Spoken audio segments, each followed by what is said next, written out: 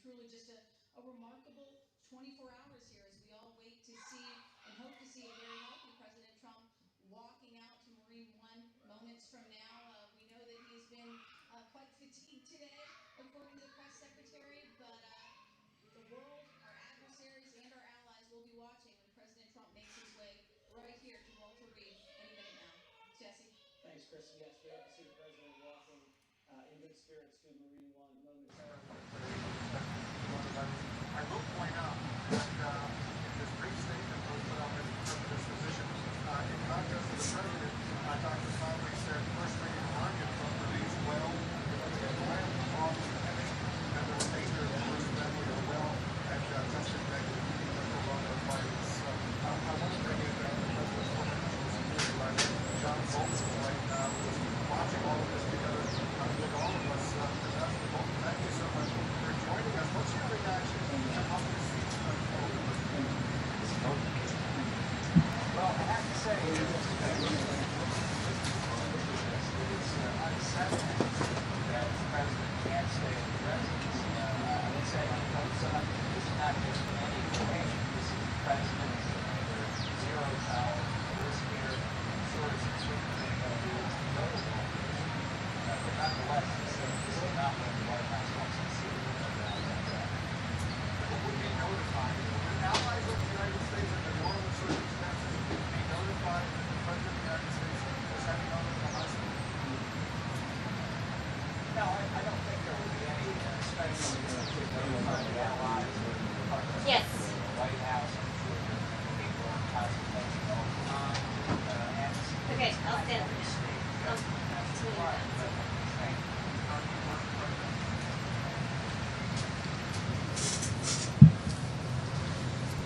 Yes, sorry. I just don't want to miss. In Walter Reed, and what would they look out for? They're going to measure his oxygen level because we have found out that the damage to the lung that occurs, sometimes people are breathing quite easily, Jesse, but their oxygen levels go low. We want to monitor that. We want to monitor his heart because we've seen some arrhythmias occur with COVID-19. We want to do a simple blood test to make sure that he's not had a blood clot. And obviously his temperature. And we want to keep a close eye on him. But that's the key. Is he developing any lung problems, any signs of damage to any other organs, any blood clots in the body, and what is his heart doing? That's what you look at when you're in a hospital like Walter Reed. All right, thank you, Dr. Sabin. We'll be back with you momentarily. Let's bring in Chris Wallace again. Host of Fox News Sunday. Chris, you've been covering politics for many, many years, and I don't think anything like this has happened to a president or any nominee this close to an election. This is uncharted waters. Your thoughts? Yeah, it is, and whenever you think of Donald Trump, he is the Energizer Bunny. I mean, this is a man of boundless energy, boundless enthusiasm. He's a couple of years older than I am, and when I've been with him off camera in a couple of situations, I've asked him about, his extraordinary energy and the fact that he's able to, do a full day's work, and then he goes out and holds an 8 or 9 p.m. rally, somewhere in the Midwest, and then flies home because he likes to sleep in his own bed, and gets back at midnight to the White House, and then goes back out the next day and does it all over again. So this is a guy, and when we talked about it, he said, "Well, I have good genes, Chris. My father and mother lived a long time, and I just have a lot of energy." So this is alarming and upsetting, frankly, when the president of the United States, and a man that has such extraordinary energy and vigor, is suddenly facing this virus. And we hope it's a mild case, and we hope he recovers quickly. But this isn't the way we're used to seeing Donald Trump. He comes in. I remember on Tuesday in the debate stage, he comes in and he kind of owns the room. You know this, Jesse. So the idea that in any way he has been laid low by this is distressing on a personal level. Thank you, Chris. We're just now going to pause for a few seconds to let our Fox News affiliates join us.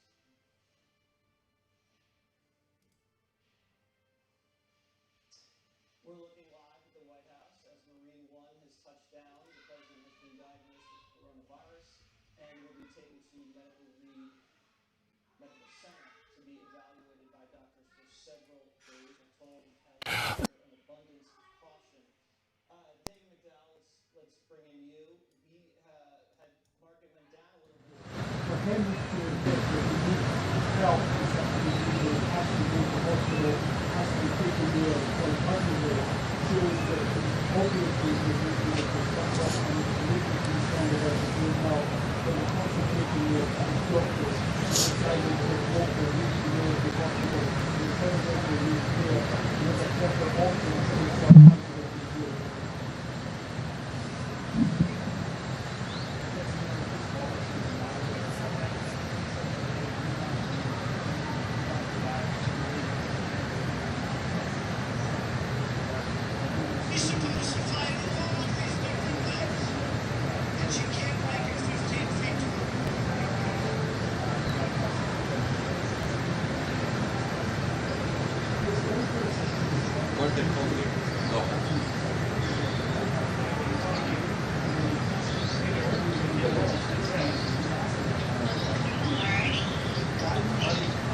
Yes, I can hear you.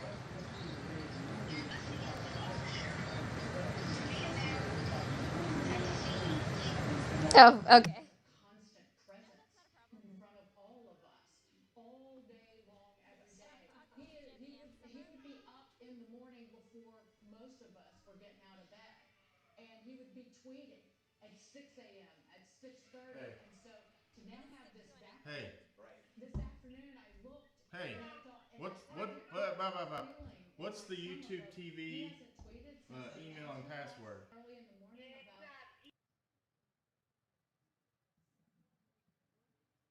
Yes, I can hear you.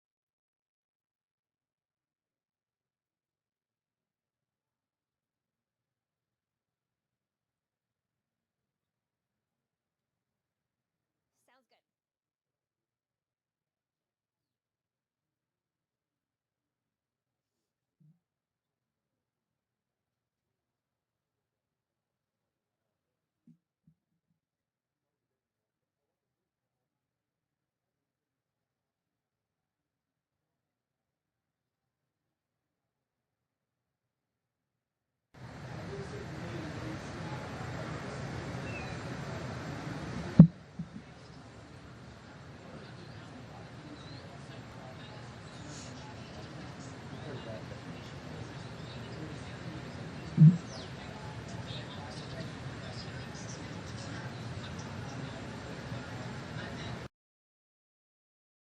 Would prescribe something to help sleep. I could never be president. And it's not melatonin, because I'm telling you, I just have never felt that works. Yeah.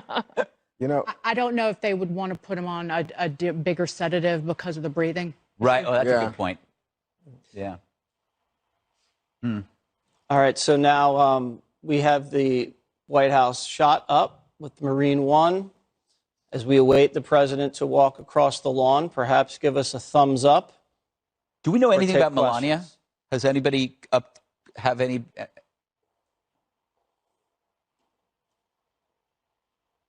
We're looking live at the White House. Marine One is there waiting to take the President of the United States to Walter Reed Medical Center.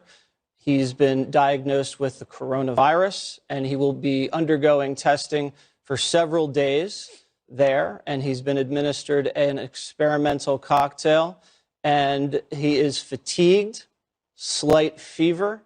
And the First Lady has also been infected with COVID-19. She remains at the White House residence where she is resting. Let's bring in Bret Baier. Bret, what are your thoughts right now? We've heard from several of our medical contributors as we await the president to possibly go over there and say something to reporters, or maybe just give the signature thumbs up as you walk across the lawn. Yeah, well, let's just set the scene here, Jesse. Marine One there is on the south lawn of the White House. If you look at you can see behind the tail there, the reporters and photographers gathered there by the steps. This is, you remember, the place where the president delivered the speech for the Republican National Convention on this very lawn. To the left is the Rose Garden, and it would be to the left side of the screen, the Oval Office. The residence, obviously, straight up above. the president will be walking out here. We don't know if he'll talk to reporters or not, but this is a moment for America because it was a surprise overnight when that positive test came in. It is a different time when the commander-in-chief of our country is facing a serious illness. We're told it's mild symptoms so far, but the fact that he's going to Walter Reed National Military Medical Center for several days is a serious thing. And obviously the thoughts and prayers of everyone is with the First family. It also, Jesse, affects where we are in this nation as we get ready for a national election just about a month away. And obviously all of this factors in, but the biggest concern now is for the president and the first lady. Yeah, let's bring in Martha MacCallum. Martha, Brett mentioned the political ramifications of this. Obviously, the president is not going to be doing any sort of political activity, no rallies for at least 2 weeks as he quarantines. And we have a debate in about 15 days. You know, if the president recovers and his tests come back negative after 2 weeks, then we assume he gets on that debate stage. But at this point, I think it's too early to tell. I mean, that's the fast forward wish that is where we will be 14, 15 days from now, Jesse. I think that all of the country, even though the country is very divided and there has been, I would mention, a lot of really nasty things as we see on social media pretty much every day. So I guess that's really no big surprise. But even in this situation, that's some of what we're seeing. But you can't ignore the dichotomy of how this script has flipped here. We had Joe Biden, who was in his basement in Delaware through the course of most of this campaign. Now he is out on the road. He's in Michigan today and had comments. He really went after the president after making some very kind comments about hoping that he gets better quickly and sending all of his good thoughts and wishes to him and to the First family. He said, look, you know, this is the Trump economy. He got into especially talking about women and how women have underperformed in this economy and in the jobs numbers that we just saw today. So the campaign continues. And it continues in earnest, and the dynamic is changed in a big way by this moment that we're looking at. And my question is, how does this experience change President Trump? You know, and what will we see on the other side of this when President Trump has been through this experience? And we expect, you know, more than 99% of people in his age group survive this and recover. So we fully expect that that's what will happen. But what's the impact going to be on him of this when he does get the opportunity to come out and speak to the people, whether it's at that debate or sooner than that, Jesse? Yeah, I wonder, Dana, for the president to be affected like this. You know, millions of Americans have been affected by this, and he'd be going through it. He has an opportunity potentially to document how he's feeling, how he's progressing to the country one way or the other through social media, through video perhaps. I wonder if this does change the way the country feels about the coronavirus, depending on how quickly the president can overcome it and get back out there. It could potentially be a very inspiring story for the president to get better and then show the country this is what we can do and safely recover and beat it. Yes, I do think it will also renew the calls for people to wear masks when they need to, socially distance, wash your hands, do the right thing. I think all Americans have been affected by it at some point or another. I just want to point out, so we're looking at this shot of the White House. This is the Marine One. They're on the north lawn, the south lawn, excuse me, south lawn of the White House. But you know, you're used to seeing a different shot. And that's why I'm wondering if we will not actually see the president. Because the way the shot is right now, and maybe John Roberts can tell us if I'm wrong, and maybe they have the pool set up. It's usually near the Rose Garden, you know, when the president gives comments. So the pool is set up somewhere else. So maybe we will get a different shot at that point. Maybe they're allowing the president the option to decide if he wants to say something. He's watching or the not, Five. He might be. I hope he's watching right the Five. now. I hope he's watching, and I hope he's feeling better. But so that shot is a little interesting to me. So Walter Reed Medical Center, it is the preeminent place. If you are going to get medical care from anyone, that is the place to be. I also think, Jesse, just to your point, I think it's a good one. I think it will renew people's sense of taking precautions early. Like if you have any symptoms, self-isolate, try to get a test, and then follow doctor's orders. Now, not everybody in America has access to Walter Reed, but the president of the United States is not just any average American. He is the commander-in-chief and the leader of the free world. So I used to, my neighborhood is where the old Walter Reed was. And before we get to you on, the Biden campaign is now removing all negative ads. That just came in. They're removing all negative ads on the internet, at Facebook, also on there. All right, Juan. So let me just finish my thought there. Please. So Walter Reed used to be in my neighborhood in Washington. Now it's over in Bethesda, as Brett Baer was explaining. And I've been there, to sign books and to greet people, soldiers and the like. But I recently was right across at the National Institute for Health, NIH. And I got to tell you, that is just an amazing, it looks like something out of a different world in terms of the medical facility possibility that exists there.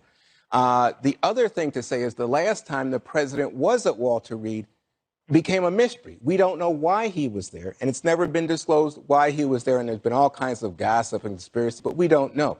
And that's part of the thing about this president is he's been very private about his medical history, medical records, and the like. And what's different about this moment is that now there's going to have to be a degree of openness, that you can't just brush this off. As you rightly said, the president has COVID and he's being taken to a hospital. And as he goes through this experience, I think that the whole notion of taking coronavirus seriously and wearing the mask and the like is something that he now, I think, is in position to speak to with power. And I think it really can make a difference as we go into the colder months. And as I mentioned, we see this uptick in the infection rate. It's just an important opportunity for him as a role model. It is 5:50 on the East Coast. I'm Joe Seals here at the RSBN studio. We have been listening to Fox News Channel's audio as we watch the scene of Marine One on the lawn of the White House getting ready to transfer President Trump to Walter Reed Medical Center out of an abundance of caution. I wanted to break in here while Juan Williams was talking so you didn't have to listen to him. Here we have a statement from the White House. Press Secretary Kayleigh McEnany released this just about 20 or so minutes ago. President Trump remains in good spirits, has mild symptoms, and has been working throughout the day. Out of an abundance of caution and at the recommendation of his physician and medical experts, the president will be working from the presidential offices at Walter Reed for the next few days. President Trump appreciates the outpouring of support for both he and the First Lady. That was from Press Secretary Kayleigh McEnany at 5:18 p.m. Eastern Time. You're looking at a shot live of the front on the White House as we're awaiting President Trump to depart and head to Walter Reed. I want everybody to just remember to keep, I'm sure everybody already is, but please pray for the president. I'm sure he will be fine. This is probably, as they say, just out of an abundance of caution. He's the leader of the free world. We need him to be well at all costs. So they're probably just going to take him there so they can probably continue to observe his conditions and be really, just not take any chances. Sure, President Trump will come out of this fine. Our prayers here at Right Side are with him and the family. And we will continue to pray. Just so much can happen in 24 hours. We have a crew that was live and ready to go right now at this time. In fact, we would be live. We would be, we would probably right now at this moment be live from Orlando, Florida, for the president's rally that was scheduled today. Now we are here watching a scene, a much different scene. So it's tough for us here at RSBN. We don't care, we just want the president to be well. So thank you all. We'll keep the scene right here, and I'll give you Fox's audio back for a few minutes, but appreciate you. And remember, again, pray for the president. We will continue to cover the campaign, any digital events or Mike Pence, Vice President Pence events. We're going to go to them. We are not going to let this virus shut us down again. It's too important. So we're going to be out on the campaign trail covering as much as we can until President Trump gets back, which hopefully will be soon.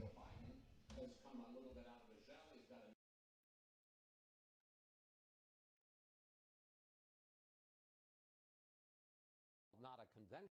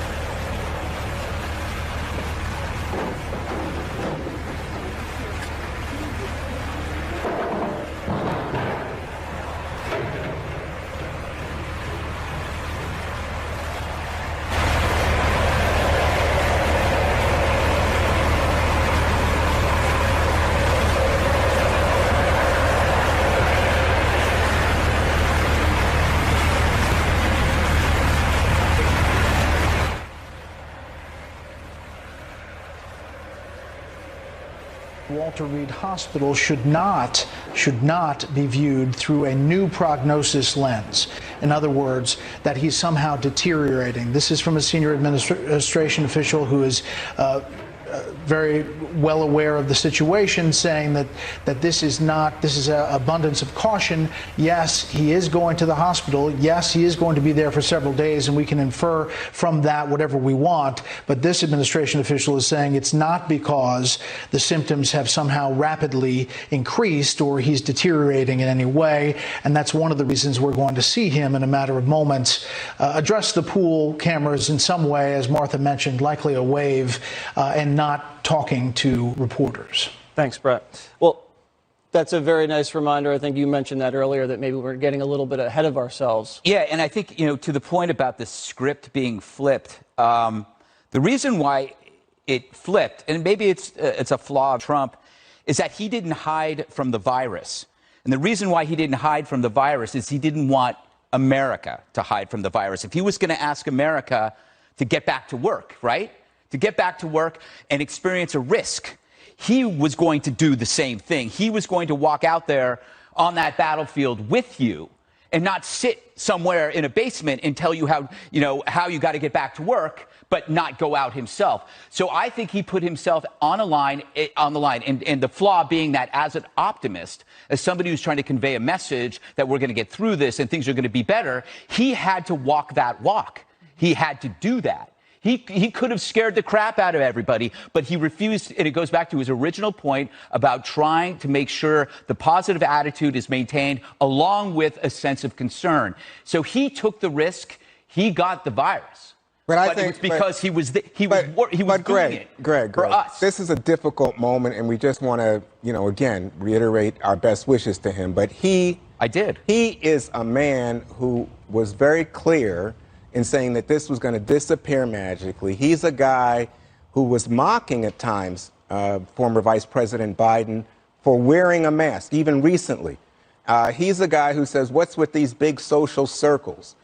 He's a guy that went ahead and he deserved it. No, I'm not saying that. I'm saying, I don't think and we should held go down this rallies, road, Juan. held rallies in defiance of the advice of public health officials. So the flip of the script is one in which he now is clearly in position to be the national leader in saying, I understand the seriousness of this virus, and I want us as an American people to get through this, and here are steps we can take, the mask, the social distancing, and the like. Yeah. None of the ha-ha, told you so audience ever disagreed with the experts when they said don't get masked because they were hoarding. None of the ha-ha, I told you so experts ever agreed with Trump about the travel ban. None of the ha-ha, I told you so experts said anything when de Blasio or Pelosi said live life as normal. So I think people don't deserve the prize of aha, I told you so, if you didn't share the risk and make a statement at the start. And I think, just putting politics aside just for one moment, this is a reminder that this could have been prevented if it had been addressed early on in China. The Chinese Communist government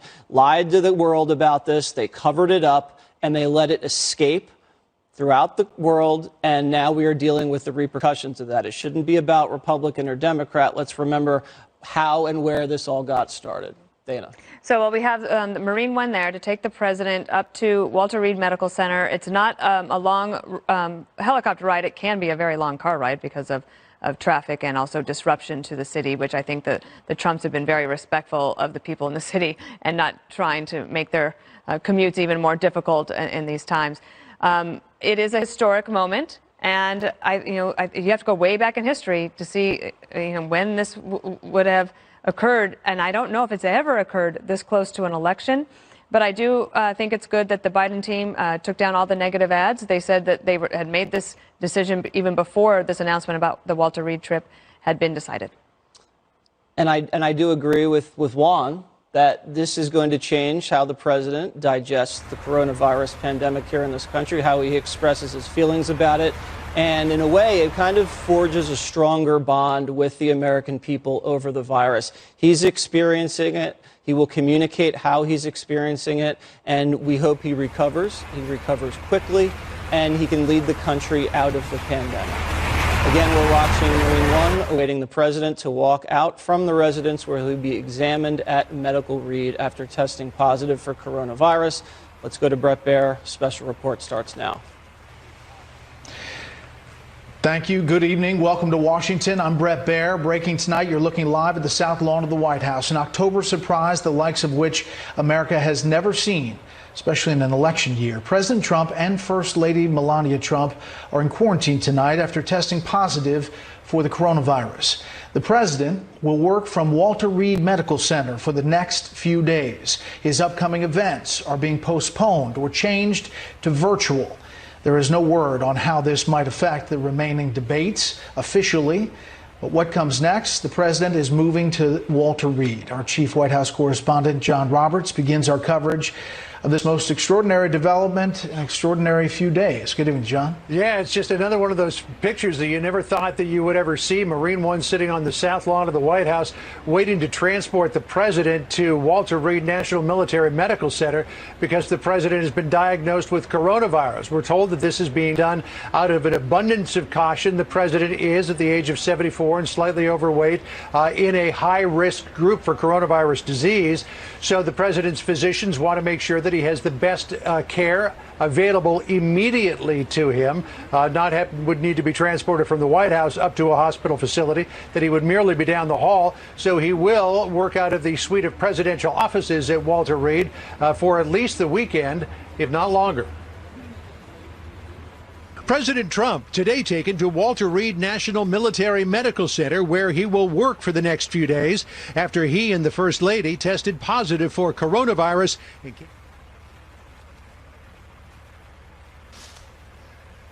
All right, you are listening in to Fox News' coverage, the audio anyway, of special report right now with Brett Baer. I'm Joe Seals here at our right side studio in Auburn, Alabama. We're going to stay with this shot of Marine One on the lawn of the White House just to continue to monitor things. We will be keeping you updated throughout the night. I appreciate all of you tuning in. Please pray for the president. I'm sure he'll be fine. As we said before, this is just out of an abundance of caution. The press secretary released a statement not long ago, and appears to be just out of an abundance of caution. I don't think there's going to be hold on one second. I'll read the statement from you. President Trump remains in good spirits, has mild symptoms, and has been working throughout the day. We know that he's always busy out of an abundance of caution, and at the recommendation of his physician, the president will be working from the presidential offices at Walter Reed. So he's just going to go there for some observation. They're taking no chances. So that's all it is. But pray for the president. We were expecting to be starting our stream right now for the peaceful protest rally in Orlando at this moment, but instead a very different scene here. So we wait Marine One. Again, thank you. We'll keep you updated. I'm sure the president will be fine, but continue to pray, and we wish him the very best.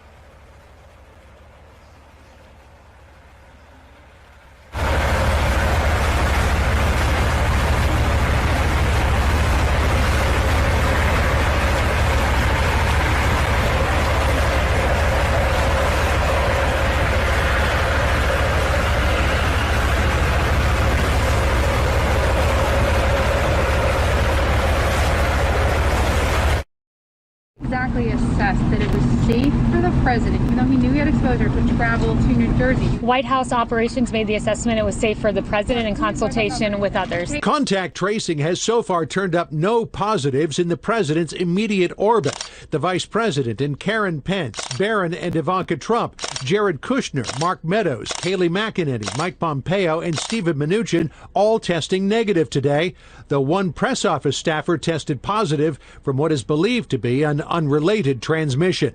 With just 32 days until the election, the Trump campaign is on a temporary hold. Events in Florida tonight and Wisconsin tomorrow canceled. In a statement, campaign manager Bill Steppe is saying all previously announced campaign events involving the president's participation are in the process of being moved to virtual events or are being temporarily postponed. Vice President Mike Pence, who has tested negative for COVID-19, plans on resuming his scheduled campaign events. Unclear tonight is what will happen with the next presidential debate. It is scheduled for 2 weeks Thursday on October the 15th. It is possible that if the president gets aggressive treatment at Walter Reed and tests negative 3 times before then, that he could be out of isolation. Time to make it to that debate in Miami. Brett? John, let's just paint a picture here real quick. You are on the north lawn. We are looking live at an image of Marine One on the south lawn. It's where the president delivered the Republican National Convention final speech that Thursday night, just outside of the Rose Garden. And we don't think, is this right, that he is going to speak to reporters? We don't have any indication that the president will stop. Don't forget, he is infected with coronavirus, and while he could stand 10 or 12 feet away, he might not want to stop and talk for fear of infecting someone else. He may also not feel up to it either. Just a note for you about that shot that you're looking at. That's a shot that we normally don't see. That would be from a local live truck, probably parked on Constitution Avenue, shooting back against the south lawn. Just in front of the tail of the helicopter is assembled the White House press pool. That's the photographers and cameramen who will be getting pictures of the president as he exits the south portico there. Again, it is possible that the president could stop to talk for just a second, tell us how he's feeling. I wouldn't blame him if he doesn't, but you remember that iconic photograph from the Reagan administration of Ronald Reagan and Nancy Reagan in the door of Marine One waving as he was being whisked off to Walter Reed Army Medical Center, as it was known at the time, for colon cancer surgery. So it's likely that we'll see a scene similar to that today. All right, John Roberts live on the north lawn of the White House. John, thanks. Let's bring in Dr. Manny Alvarez. He's Fox News senior health analyst. Doctor, thanks for being here. Your thoughts on this diagnosis and where the president is heading now to Walter Reed, the National Military Medical Center? Well, listen, I don't read too much into him going into the hospital, because at the end of the day, the White House has limited resources to monitor the president. You also have to remember that he's getting a medication like this polyclonal antibody that needs to be monitored for any potential side effects. So the combination of giving him that medication in conjunction with any other signs and symptoms that they need to monitor, the proper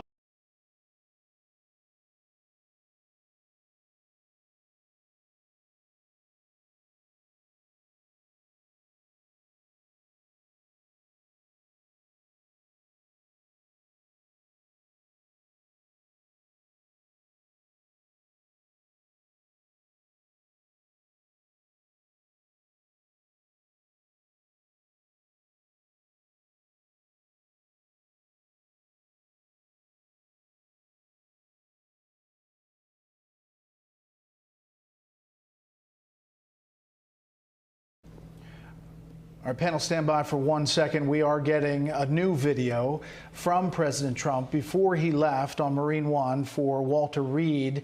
He tweeted out this video. Take a listen. Thank everybody for the tremendous support. I'm going to Walter Reed Hospital. I think I'm doing very well, but we're going to make sure that things work out. The First Lady is doing very well. So thank you very much. I appreciate it. I will never forget it. Thank you. President.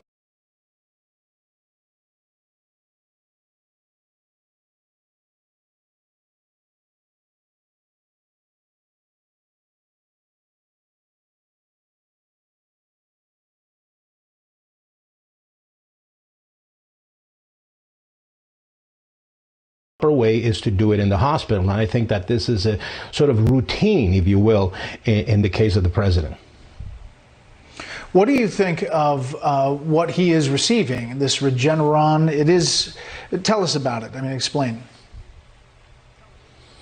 Well, this is a polyclonal antibody therapy. Basically, these are antibodies that are generated from former patients in conjunction with antibodies generated in the lab. And what they do is they eat up the virus. The whole point of this antiviral therapy, if you will, is to minimize the viral load so that there's no secondary effects coming from the coronavirus that could, impact a significant side effect in his lungs or in his heart. So I think that this is a very good therapy. The preliminary results that came out early this week shows very positive results, and I think that it's the right thing to do. So what is the risk? He's obviously in this age group. He is a little overweight. He goes hard. He's the Energizer Bunny when he's out there on the trail. What do you think about the possibility and the prognosis for President Trump knowing him? Well, a couple of things. He's 74, but he doesn't look 74. And I'm sure physiologically speaking, he probably feels like a 55, 60-year-old individual. He doesn't have any negative vices. He doesn't drink, he doesn't smoke, and he's very active physically, So all of that plays a lot of positive things for him. I think one of the factors, of course, for the president is that he has been burning the candle in both ends with this election. He's out and about going to 200,000 meetings a day, so that runs you down at the end of the day. So when you get the virus, they complain about the mild symptoms. Mild symptoms in coronavirus are all the same. You get the fever, you get the tiredness, the fatigue, loss of appetite, your smell goes away.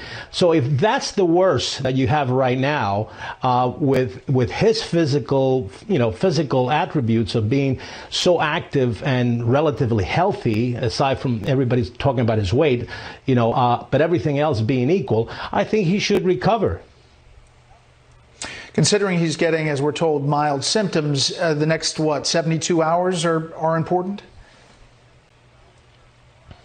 Yeah, to me, the next 3 or 4 days become very important. That's exactly what the doctors at Walter Reed are going to be monitoring. They're going to be monitoring his oxygenation.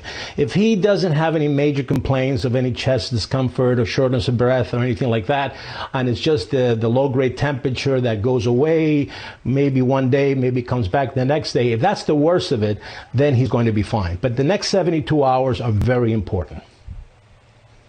And we should point out the First Lady has also been diagnosed with COVID-19, and we haven't had any update on her symptoms or lack thereof.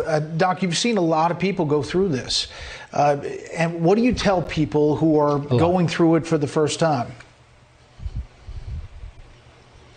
Listen, I think that, being alert about your symptoms is very important. Even people that we see with positive findings that may have mild symptoms, we talk about what you should be looking for.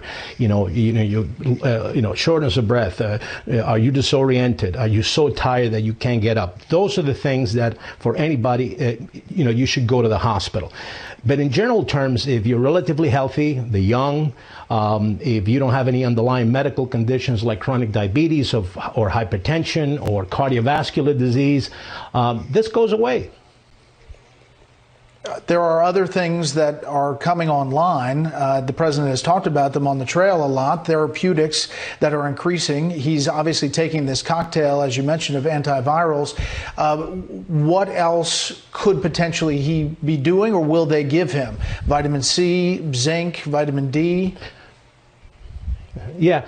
I mean, all of those things improve the immune system. Remdesivir is one of the other drugs, and it could have gone both ways. They could have started him on Remdesivir. There's utilization for that in early phases of coronavirus, and it's like a Tamiflu, if you will, for people that have been familiar, let's say, with Tamiflu. It minimizes the viral side effects.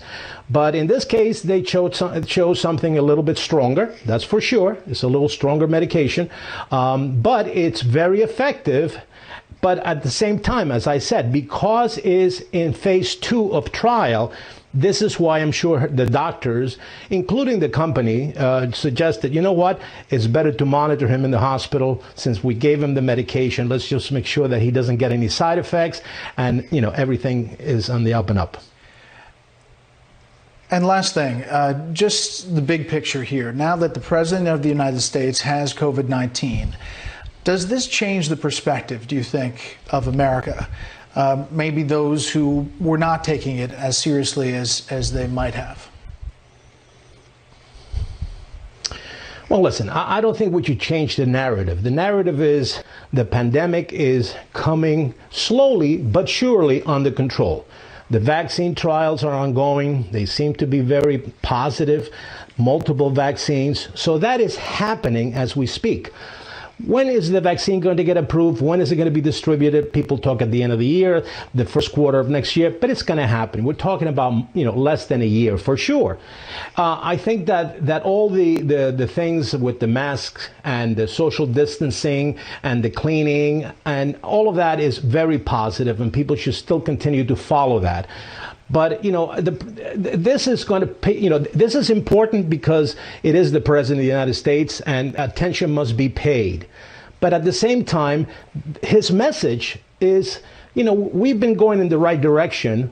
And right now, what every American should do is pray for his health, First Lady's health, and, let's stick together as a nation because we were heading in the right direction. Dr. Manny Alvarez, thank you very much. We appreciate your time.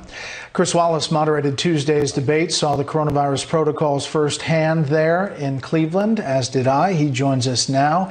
Chris, it's hard to believe.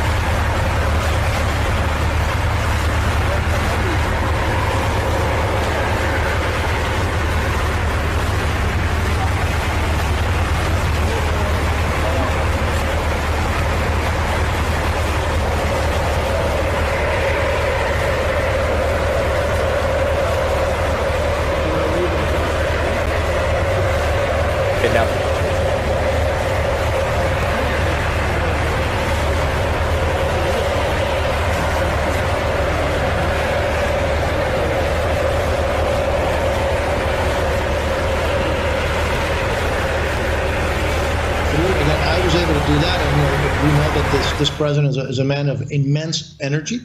So it wouldn't surprise me if he just kept working. I was able to do that, and hopefully his symptoms will be less than mine. Congressman, having had the coronavirus, did that change your perspective at all on this novel virus that we're dealing with? Well, especially, I think, to your point, Lindsay, has it changed it, legislatively? Do you think, hey, we need more PPE, the government needs to do more, but as a legislator, has it changed how you view it? Look, this government, the U.S. government, and with the leadership of the president, has done, frankly, I think, more than could possibly have been imagined. This is the largest scientific mobilization since the Apollo program. And it's worked. And so it is a horrific virus. It is highly contagious, obviously, at least in some instances.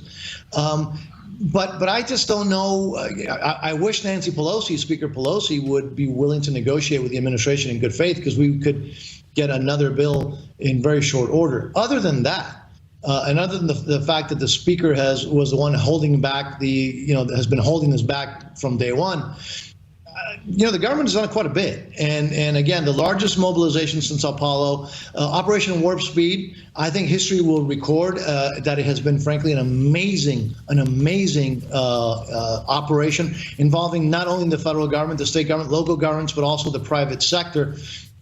History will record this as one of the finest moments of the country. Now, having said that, the tragedy is also horrific, the loss of life. But I think that the U.S. government has done an amazing job. Are there mistakes that were made? Of course.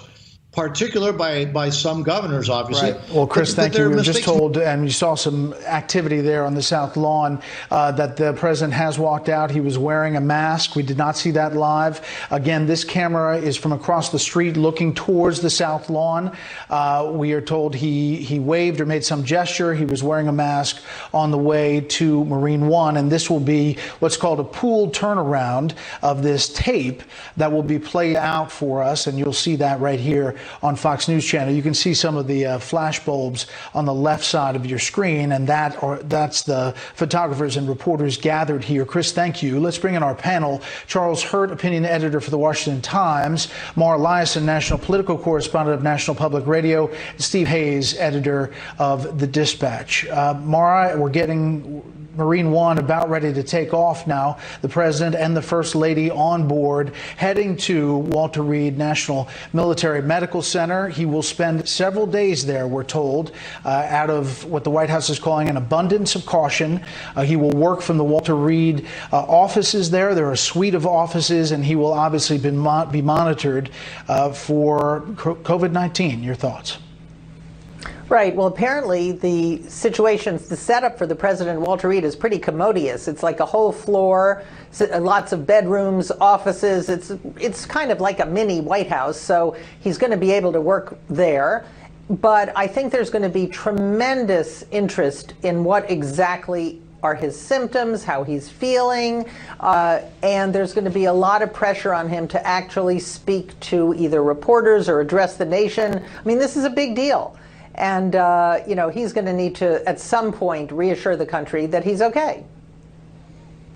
Steve, there's a lot of animus all over social media. It's a divided country.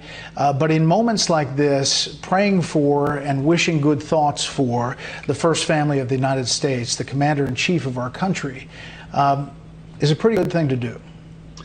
Yeah, it shouldn't matter what your politics are. Shouldn't matter what your views are on Donald Trump. I'm saying prayers for Donald Trump. I hope people who, regardless of their views, regardless of their religious beliefs, will join me in saying prayers for Donald Trump.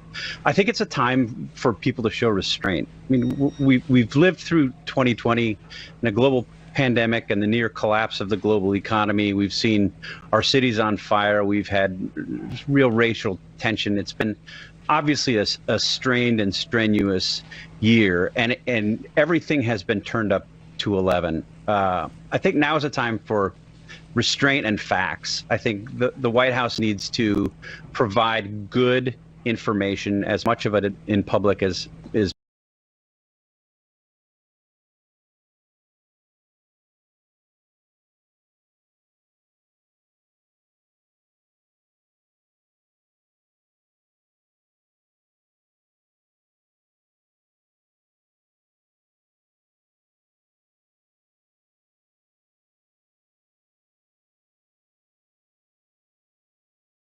Humanly possible, and not, as Chris Wallace said. Let's pause for a second. Let's pause for a second. Let me see if I can get the natural sound here.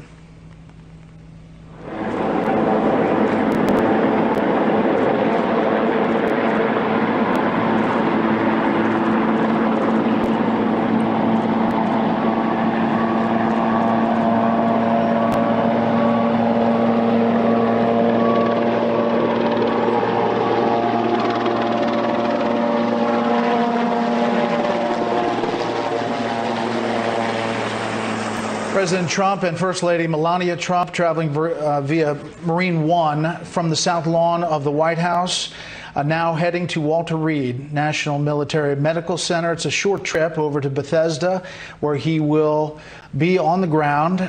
Steve, go ahead, finish your thought. I wanted to take that live.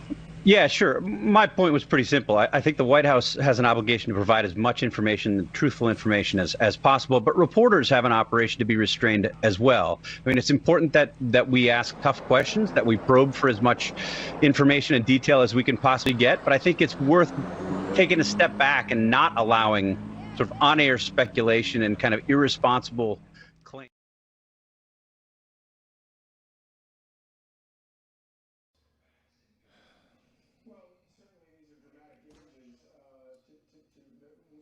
Okay, everyone, thank you for watching. We're going to conclude this stream. We just wanted to bring this to you. We appreciate your support of us, and we want you to. We all pray for the president tonight, and keep him in your prayers as the whole team here at RSBN is praying around the clock. I can tell you that. Hopefully, we'll be back out on the campaign trail soon with President Trump, but we'll be back soon. We'll be following the vice president and have some other stuff for you coming up soon. We're not going to let this shut us down again. God bless. See you soon.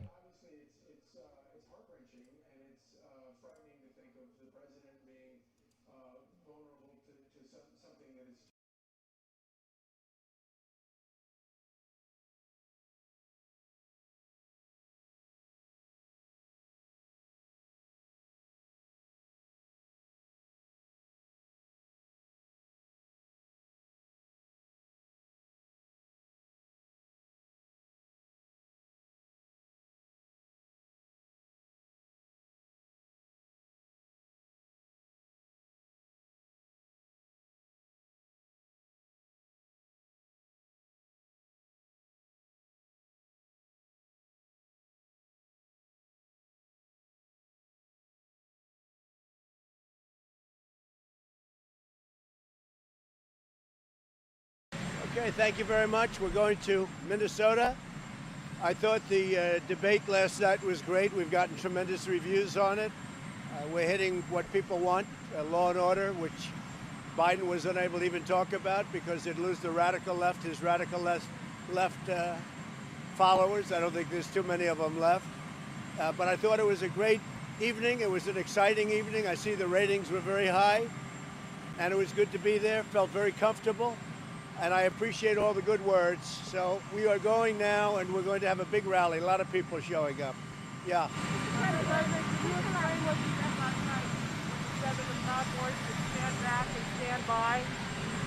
I don't know who the Proud Boys are. I mean, you'll have to give me a definition because I really don't know who they are. I can only say they have to stand down, let law enforcement do their work. Law enforcement will do the work more and more. As people see how bad this radical liberal Democrat movement is and how weak, the law enforcement's going to come back stronger and stronger. But again, I don't know who Proud Boys are, but whoever they are, they have to stand down, let law enforcement do their work.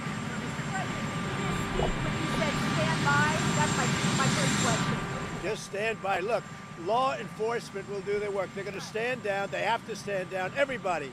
They have to stand, whatever group you're talking about, let law enforcement do the work. Now, Antifa is a real problem, because the problem is on the left.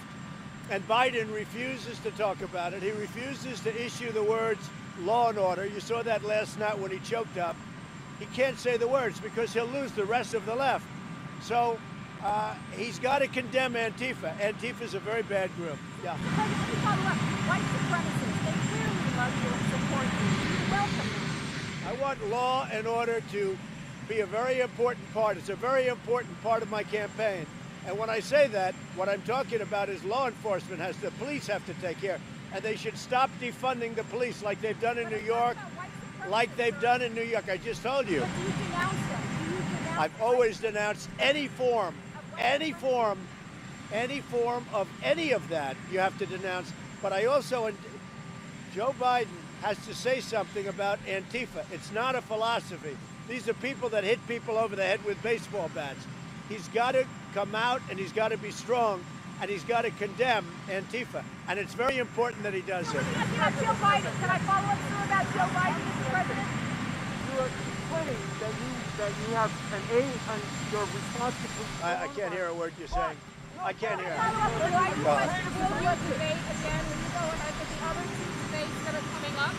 I hear he doesn't want to go forward, but that's up to him. I mean, I would like to. By every measure, we won the debate easily last night. I think he was very weak. He looked weak. He was whining. We won the debate by almost every poll that I saw. If you look at the various polls, I looked at about 6 of them. We won every one of them. So, no, I don't mind debating him. I hear he wants to get out of the debates. I don't know. That's up to him. They're not worried about these right-wing militias that are armed and go in the streets with weapons. Does that concern you that they go out there with their weapons and walk around in the street? Yeah, it does concern me. And crime generally concerns me, any form of crime, and let law enforcement take care of it. So we had a problem in New York. They have 100,000 ballots that are a mess. They're all confused, all mixed up. Now they say they're going to redo them. Well, what are they going to do with 100,000 ballots that have already been sent? This is exactly what I'm talking about. It's a big scale problem. 100,000 ballots went out to New York with the wrong names on them, wrong envelopes, wrong addresses, wrong everything. And now they want to redo the ballots. That doesn't help, because what about the ones that are already sent? This is exactly what I'm talking about. Can I follow up to that, Mr. President? If there was an apparent Joe Biden...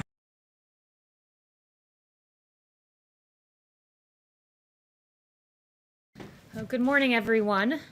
3 years ago today, 58 people lost their lives and hundreds more were wounded in the horrific Las Vegas Music Festival shooting. That was 3 years ago today.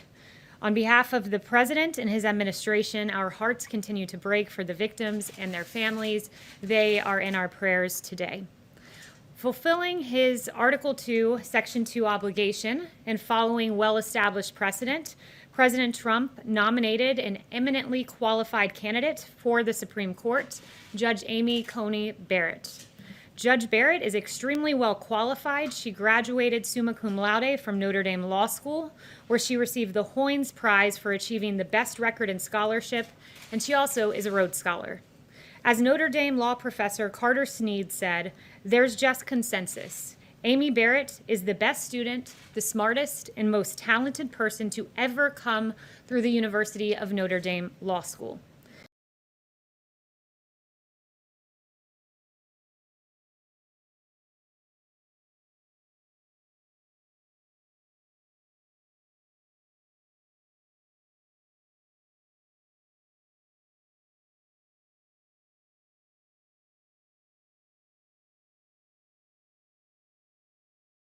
Idaho homeowners, if you have a power meter like this on the side of your house, you can qualify to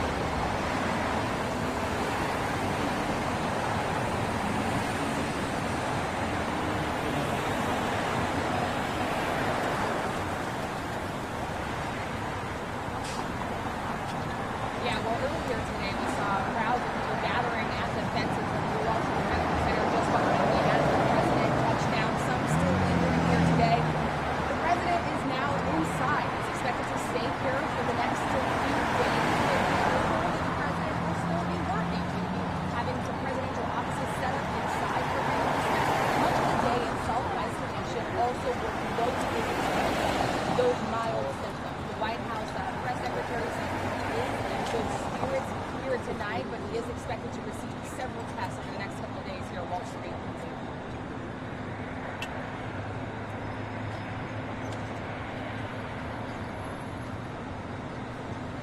You know, it is very interesting, Lindsay. I have been in the White House lots of times through the course of this pandemic, and I think the White House staffer wear a face mask prior to today. The White House is very close quarters, especially in the West Wing. So initially, when we saw the president's personal valet test positive, we saw Vice President press secretary at the time now. We saw them kind of amp up the security protocols there. You had the temperature checks outside before you got it. Now we do know that, of course, everything that is the president there are no mask mandates inside of the president. It's a very tight there. It's hard for social distance there. And even Chris Christie was in that debate track with the president. They were saying no one was wearing a mask at the time.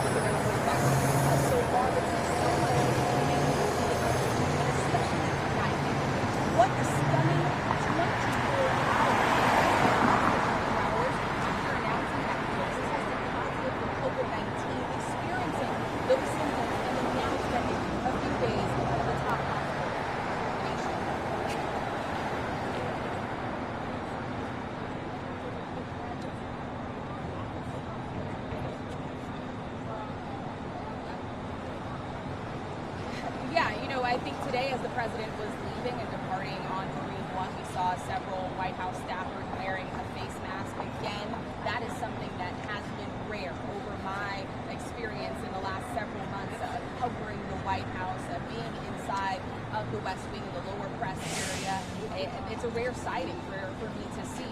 But the Chief of Staff, Mark Meadows, as he was saying that he expects more people to test positive, he actually wasn't wearing a mask himself. And of course, he still gets into the campaign as well.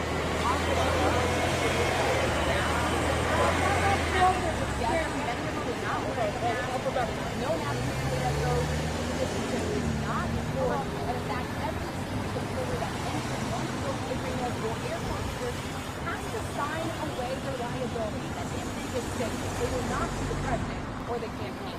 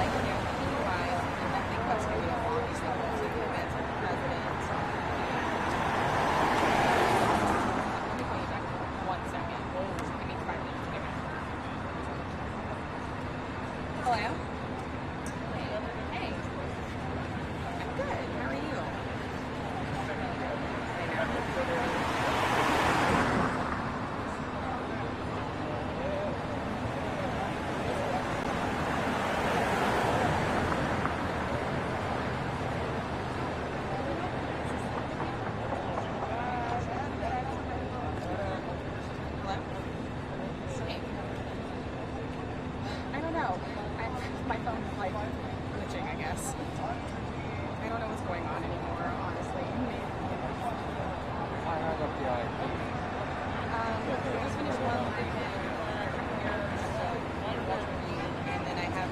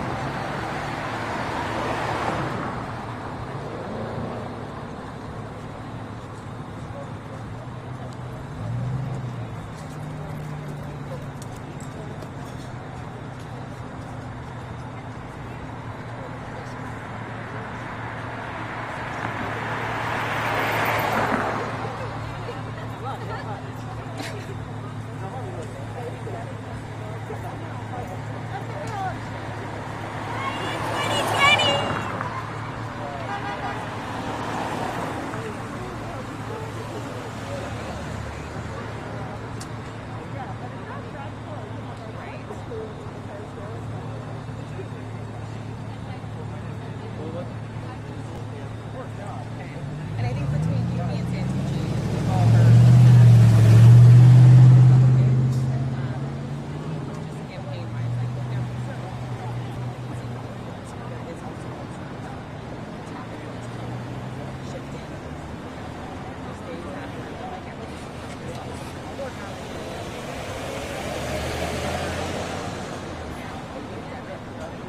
right, it's like,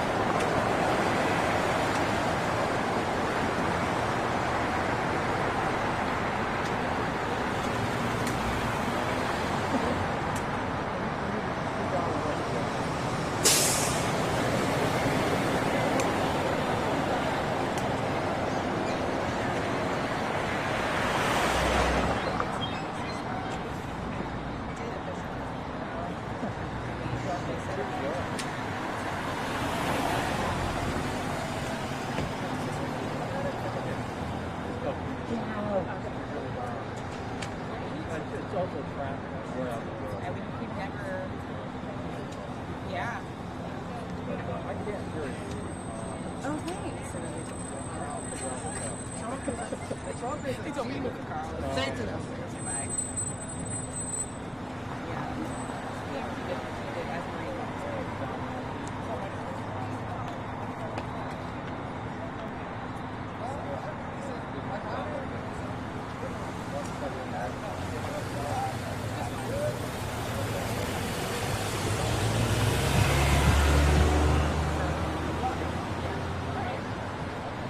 Hey, I hear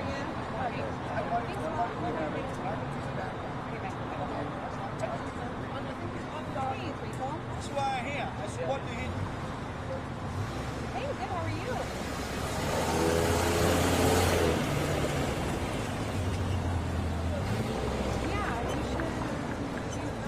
shot?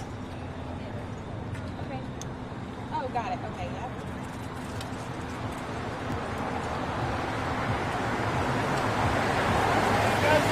Hospital!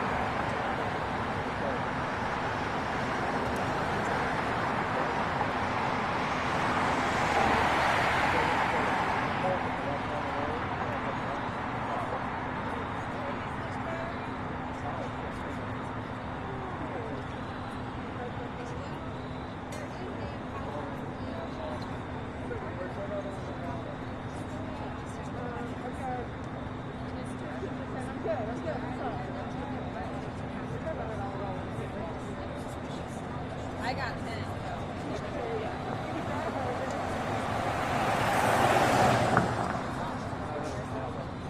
You need a USB.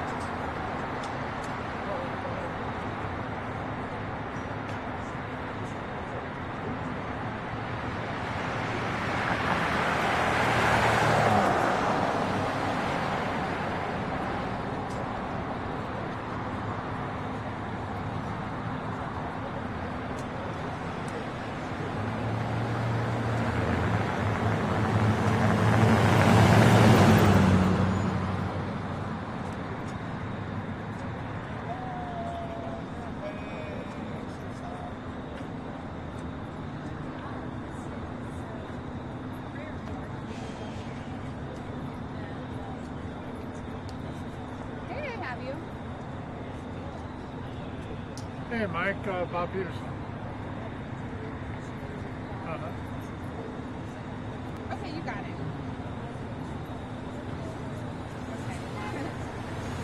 Okay.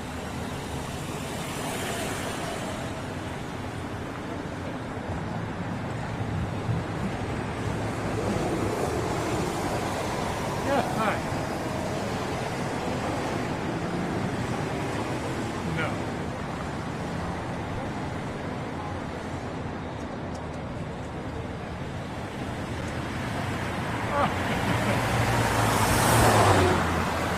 I couldn't do it alone.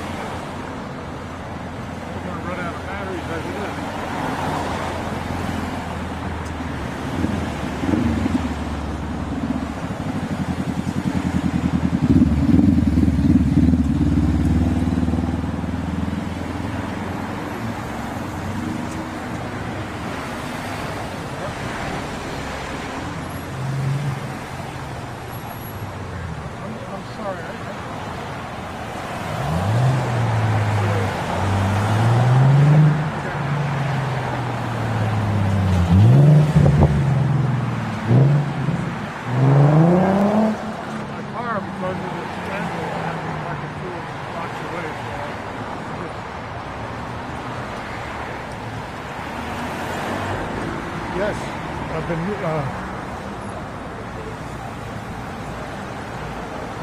Yeah. Okay.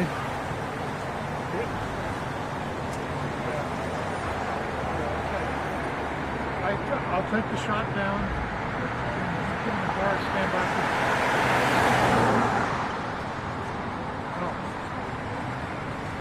Oh.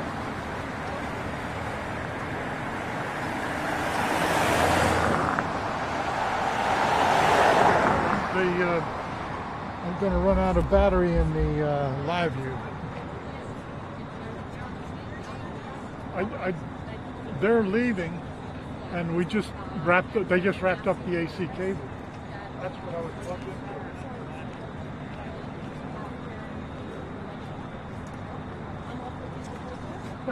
I'm sorry.